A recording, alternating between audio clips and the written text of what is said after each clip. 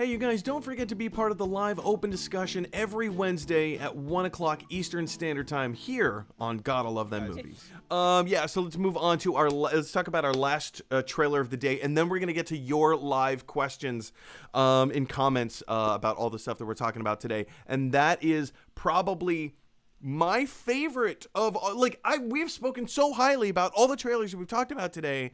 This one knocked it out of the park for me, and that's the Loki trailer. This is Loki trailer 2. We had again the announcement trailer a few weeks ago, if not like a month and a half ago, something like that. It was good. It was fine. It was all right. I liked it. I liked what I saw. I thought it gave like a really interesting feel to it. All that kind of cryptic, like the tick-tock and, you know, the camera kind of like moving as the clock is ticking kind of thing. Obviously, it deals with time and stuff like that. This trailer gave us an actual sense as to what the story was going to be, the importance of Loki in this story. And, you know, I've always... Yeah, I mean, it's been said that the MCU is, you know, it's the Marvel fake death universe or whatever. You know, people die and then they come back to life, and Loki, no greater example than Loki. In fact, he was supposed to die at the end of the first Thor movie, but because audiences reacted to him so well, they just kind of figured out a way to bring Loki back and just be like, oh yeah, no, he didn't die when he fell off the Rainbow Bridge.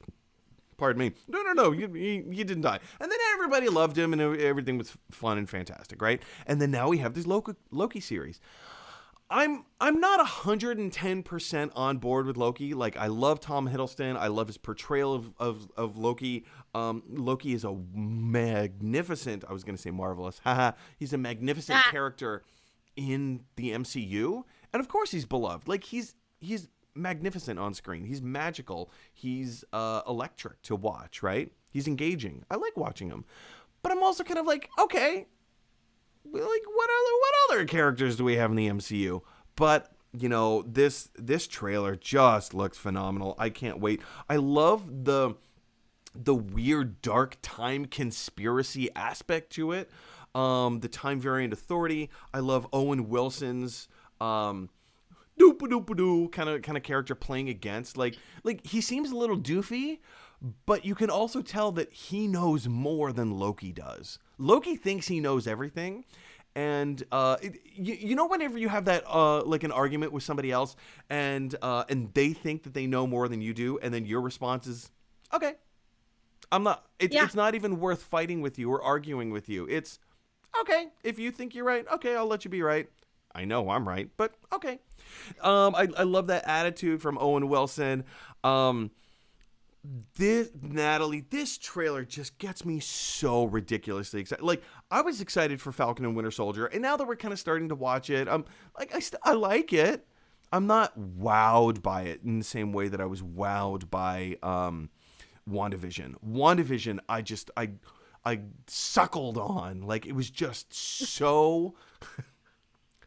That's a sight. Thank you for that. I suckled on the teat that is WandaVision. Of WandaVision, yes. It's Kevin Feige. By the way, yes. I should let you know now.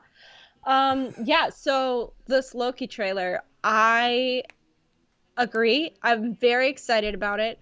And kind of to harken back on what you said, my favorite Loki is Ragnarok Loki. That is my favorite version of Loki that there ever was.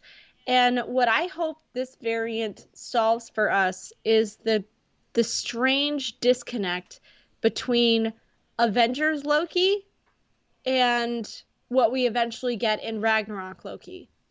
So it feels like what we might end up having, we get a little bit more of the Ragnarok style of Loki, in the sense that, you know, there's well, you've literally stabbed everyone in the back 50 times. And, well, I'd never do it again. Never do it again.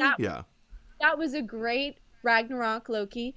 And also I felt like we were dealing a little bit with the Avengers, very threatening, menacing, like, I'm the biggest guy in the room and you are gonna die.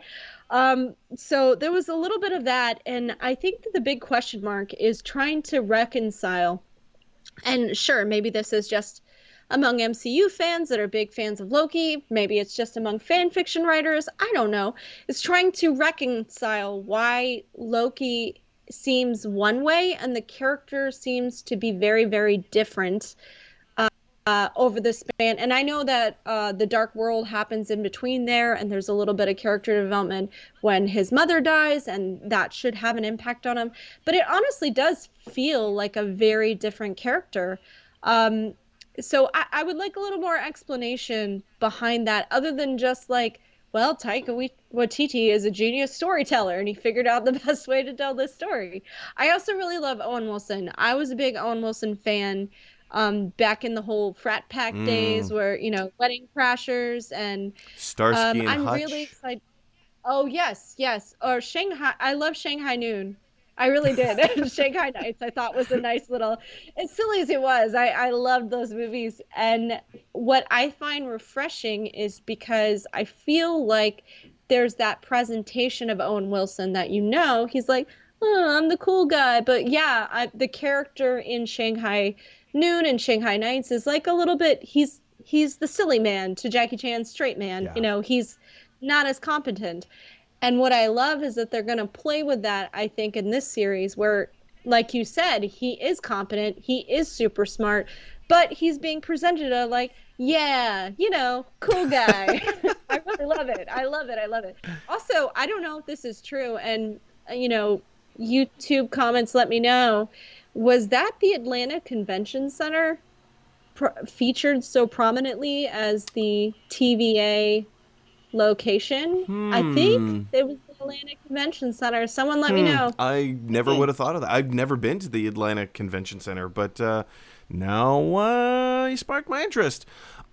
Well, there's some Dragon Con fans, I'm Mm. sure, that will have watched this show that will recognize the Atlanta Convention Center. Maybe. I could be wrong. I don't know. Okay, well, that brings up an interesting point. Being that San Diego Comic Con is so massive, has nothing to do with the Loki trailer, guys. But do you think like the day might ever come that like Marvel or DC would film something with the iconic exterior that is the the San Diego Convention Center, as kind of like a little Easter egg for the fans to maybe like, oh, we landed on an alien planet, and this is what buildings on this alien planet look like. Because the San Diego Convention Center has a very kind of sci-fi look to it, and it's a very specific design. Yeah, that is an interesting thought. I'm thinking more like now I've got my producer director brain on. I know that Atlanta and Georgia, they have quite the film tax credit Yeah, yeah. plan, which is why Atlanta is such a big Hollywood centric center. Although in San Diego, fun fact, there is no film fee. There's no permit fee to film. You just need permission. So I don't know. That's kind of cool and clever, and I'd be interested That'd in be kind of seeing fun. that. Yeah. But yeah, like getting back to the Loki trailer, I again like we could pull this apart and tear it apart and analyze it 6 ways to Sunday. I like long and the short of it. This trailer got me way more excited. First of all, than the last trailer, but also just overall. I think I'm more excited to see Loki, the television show, than I am to see Winter Soldier, Falcon and Winter Soldier, or maybe even WandaVision. And I adored if for nothing else, this Loki show, I think if it plays out the way that the trailer kind of makes us think it will, there's going to be so much intrigue. We're going to have all these questions to say, what is happening? Like what we did in WandaVision. What is happening? What is going on? Where is the story going? Whereas in Falcon and Winter Soldier, we kind of feel the progression from episode to episode. It's just one big long movie. It's not really ending on any kind of cliffhanger of like, oh, what's going to happen next? Or maybe not necessarily what's happening next, but what is happening in the grand scheme of things. And I think we're going to get a lot of those kinds of questions pop up in the Loki series, and we're just going to end up tearing this thing apart. Natalie, what do you think?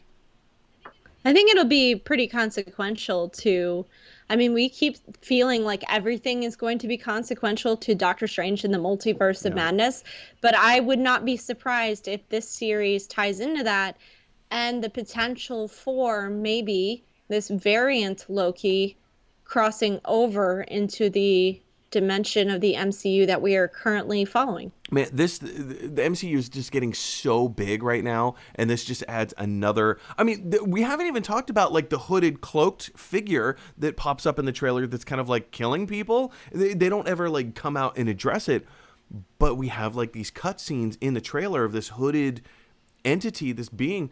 I mean, it's very possible that this could be the introduction to Kang the Conqueror.